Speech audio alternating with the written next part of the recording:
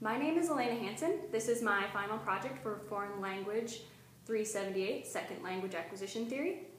My model is learning to drive a car and driving a car.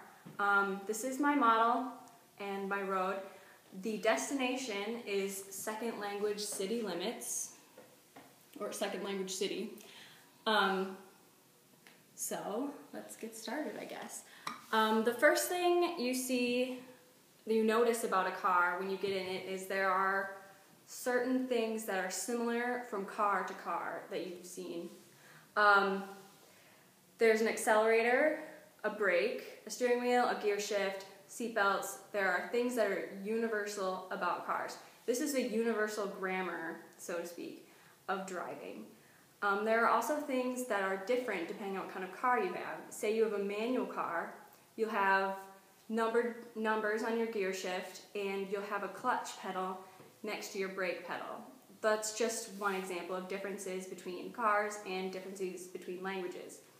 There's also a natural order of things when you're driving. You wouldn't get in your car and shift your car into gear before you start it. That just wouldn't make sense. The same happens when acquiring languages. You would get in your car and you start it and you put your seatbelt on and then you shift it in gear and move. You wouldn't start speaking sentences before you speak words or put words together. So that is an example of the natural order. One very important thing, I believe, to SLA is input. And when it comes to a car, you input things like gasoline, oil, lubricants, coolant. All of these things help your car to move. Without them, you would have no output, which is the movement of your car. You need to have lots of different kinds of input for a car, and that goes the same with learning a language. A teacher, or however you're learning your language, has to provide a lot of different kinds of input so you can process it in your mind and create intake the same way a car would intake gasoline.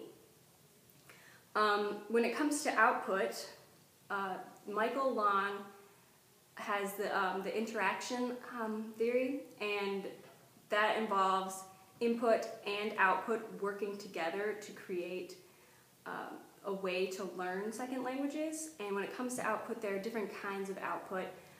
You can drive your car and that's your output, the direction, but you can make a wrong turn and that would be incorrect output.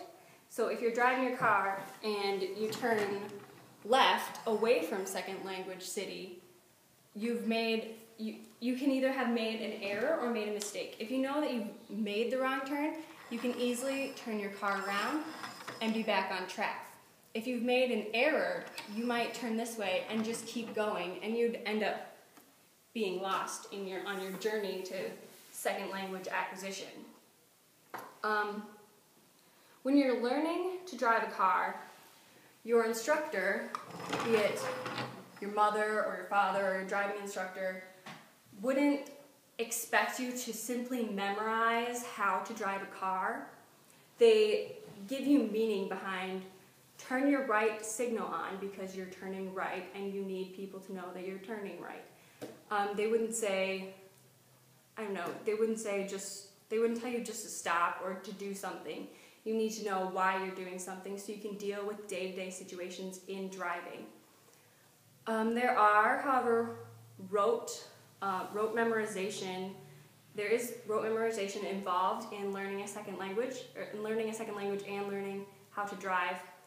Before you get in the car and learn how to drive, you have to know the rules of the road, and there are certain things in second language acquisition that might need to be rotely memorized, like vocabulary. You may just need to memorize it. There may not be a way to give that meaning. So those are the different kinds of learning that are involved in both driving and second language acquisition. When you deal with input and output, there also comes what is called the negotiation of meaning. Say there's two students talking to each other and they have to modify the way that they speak in order to communicate with each other. The same can happen when you have car troubles. You might have to modify the way you drive your car. Say your door doesn't close or something, you'd have to figure out a different way to keep your door closed. So hopefully you can drive it to the body shop and get it fixed, or